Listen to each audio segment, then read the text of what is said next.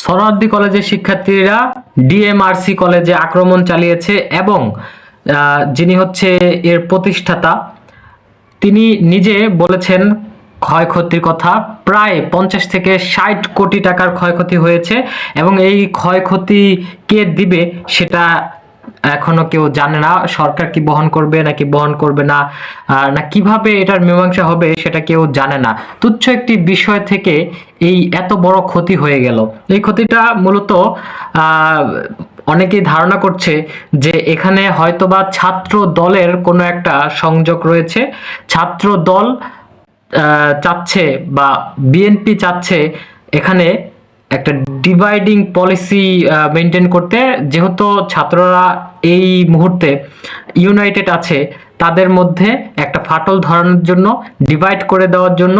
এবং এর প্রেক্ষিতে ছাত্ররা ডিভাইড হয়ে গেলে ছাত্র দল অথবা বিএনপির জন্য খুব সুবিধা হবে তাদের রাজত্ব কায়েম করার জন্য, এটা ভাবা হচ্ছে। এবং যেই ক্ষয়ক্ষতিটা হলো আজকে, যেভাবে ভাঙচুরটা হলো, একদম মনে হচ্ছিল যে যুদ্ধের পরে ধ্বংসাবশেষ যেরকম থাকে সেরকম অবস্থা করে ফেলেছে ডিএমআরসি কলেজটি। খুবই দুঃখজনক।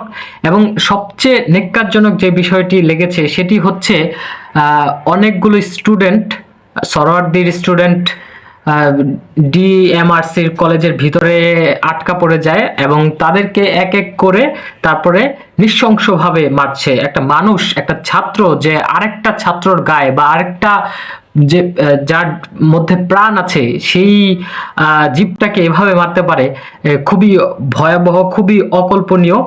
খুবই তীব্র নিন্দা জানাচ্ছি আমি আমার তরফ থেকে। এবং আরেকটা বিষয় যেটা হয়েছে সেটা হচ্ছে দেখা গিয়েছে অনেক স্টুডেন্টের সার্টিফিকেট পুড়িয়ে ফেলা হয়েছে, সার্টিফিকেট নষ্ট করে দেওয়া হয়েছে। সেই বিষয়টিও খুবই নেক্কারজনক। এটা খুবই বিরল, একদম বাংলাদেশের ইতিহাসে এরকম নেক্কারজনক ঘটনা আর কোনো সময় ঘটেনি।